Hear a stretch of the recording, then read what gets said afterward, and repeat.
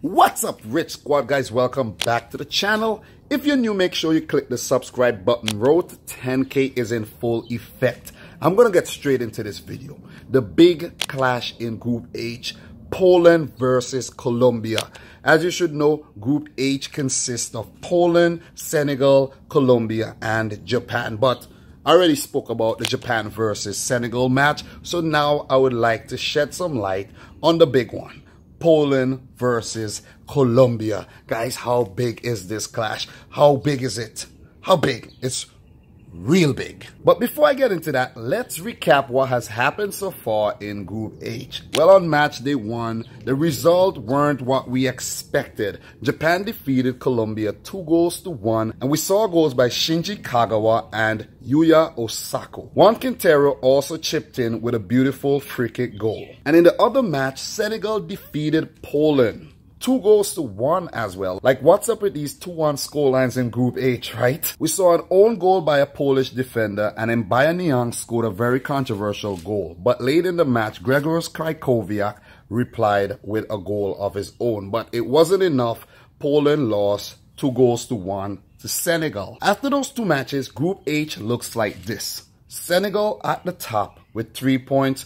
Japan second, 3 points. Both teams have a +1 goal difference. In third place, Poland, 0 points, -1 goal difference. And bottom of the group, Colombia, 0 points, -1 goal difference as well. What were my actual 2018 World Cup predictions for Group H? Well, I actually predicted Colombia, who did really well at the 2014 World Cup, to do so again and top Group H. Then I predicted the 2002 quarterfinalists, Senegal, to make it to the round of 16. And I predicted Poland to flop and Japan to flop as well. But as it stands in Group H, it seems like the underdogs are gonna prevail, but it's still early days. We can't tell what's gonna happen. Group H is one of the most open groups at the 2018 World Cup. So guys, now I'm going to give you a brief World Cup profile for both Poland and Colombia. For Poland, they're also known as Bialkowski, the White and Reds. And this will be their 8th World Cup appearance. Their best finish came at the 1982 World Cup when they placed 3rd. Their last World Cup appearance came at the 2006 World Cup when they crashed out in the group stages. For Colombia, they're also known as Los Cafeteros, the coffee growers, and they will be making their 6th World Cup appearance.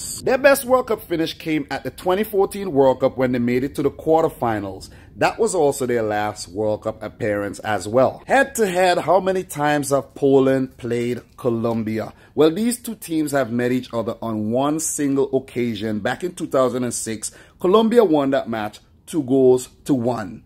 So that means that Poland will be out for revenge. As for form at the 2018 World Cup so far, both Poland and Colombia lost their opening match to Japan and Senegal. This was quite unexpected. And this leaves a very unpredictable group wide open. Both teams were outplayed, and they can't afford to cancel each other out in this match because 1 point won't do either Poland or Colombia any good in Group H. If this actually happens, it will set up Group H for a grand finale in the 3rd round of matches.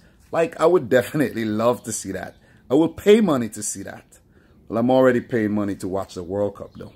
I got cable TV just for the World Cup. Who are the players to watch for both Poland and Colombia? As for Poland, Robert Lewandowski, Mr. Talisman. What is the time, Mr. Talisman? Time to deliver and live up to your reputation. Also, Grzegorz Krychowiak, man. What happened to this guy after he went to PSG? He came to West Bromwich Albion. That was not the player we saw versus Senegal at all. This was the Sevilla-esque type Grzegorz Krychowiak that we loved in the past. I don't know if a lot of us love him anymore, but we saw a glimpse of him versus Senegal, and he will need to put on another performance like that versus Colombia. Also, Arkadiusz Milik. The Napoli man needs to step out of the shadow of Robert Lewandowski. He needs to put on a big performance. I don't know how he's going to do it, but he definitely needs to do it. Like, come on.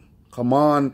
Some individual brilliances must do it for Poland. But still, they have to play as a team. They have to play as a team. But in the moments where it matters, you will need individuals to definitely step up. Well, for Colombia, Radamel Falcao El Tigre, he needs to unleash his beast right now or risk going home very, very early. Also, James Rodriguez, he was not 100% fit in the game versus Japan, but no excuses, no excuses. James needs to do a Brazil 2014 for Colombia. He actually won the Golden Boot that year, guys. Most goals at that tournament. Also, guys, a young promising defender, Davinson Sanchez, man.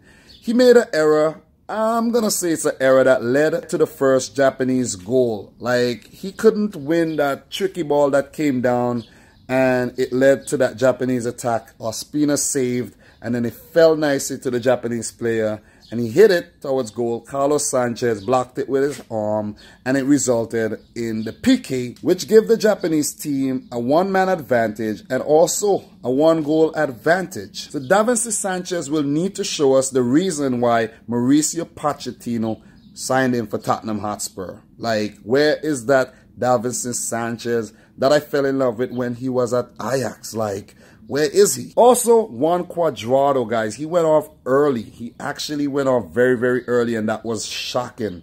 But I still think Juan Cuadrado should feature in this game versus Poland, and he will be a man to watch. Also, the goalkeeper, David Ospina, pulled off some very big saves, but he will need to pull off some bigger ones versus Poland because they're going to be coming hard at him. They are going to be coming hard at him, a barrage of shots. Remember, I told you that. It's going to be a really, really good contest. What are some of the changes the head coaches should make coming into this fixture? Well, for Poland, their head coach Adam Nawalka will definitely make changes from that 11 that started versus Senegal. I expect him to make 2 or 3 changes. I'm not going to go into which personnel he should actually take off and which personnel he should actually bring on, but he will also need to change his approach. He will also need a different set of tactics versus Colombia, or else Poland will definitely be fulfilling my prediction of them flopping. For Colombia, Jose Peckerman, he will be forced to make a change. Carlos Sanchez, red card. I expect Wilmar Barrios to replace him. He's a defensive midfielder, and he came on very, very early in that match for Juan Cuadrado. Also, James Rodriguez will start this game. I expect to see him come on in place of Jose Izquierdo on the left-hand side. Another change I would recommend is to bring on Carlos Bacca or Luis Muriel for Lerma and drop Juan Quintero deeper in the midfield. So guys, now for my prediction, the sweetest part, man. Poland versus Colombia. Wow. I'm actually leaning towards these two teams canceling each other out. I'm not saying that we can't get a result in the match. I'm just saying, I just have a feeling. It's not going to be a 0-0 game. We haven't seen any of those yet at the 2018 World Cup up until the time of making this video. But I'm going to actually go for a 2-2 draw. A very exciting 2-2 draw, nail-biting stuff between Poland and Colombia. Guys, what's your prediction for this match? Let me know in the comment section down below. So guys, now for question of the day. Question of the day. After seeing VAR or video assistant referee in action at the 2018 World Cup, how do you honestly, be honest with me please, how do you honestly feel about it? Well, if I have to answer that question, I think VAR needs more tweaking. They need to make up their mind on when they actually are going to use it. Either you say to teams, listen, we're going to give you 5 VAR reviews, and when you're done with those 5, that's it, and they can use them strategically. Or, you know, you really perfect this whole VAR thing, because I'm confused. Sometimes they're sending for reviews, and when they should be calling for reviews, they're not doing it. So they need to get this VAR thing together, man. For real, they need to get it together. So guys, if you're new to the channel, make sure you hit the subscribe button, smash the thumbs up button. Let me know your thoughts in the comment section down below. And until next time, peace out. Rich Squad.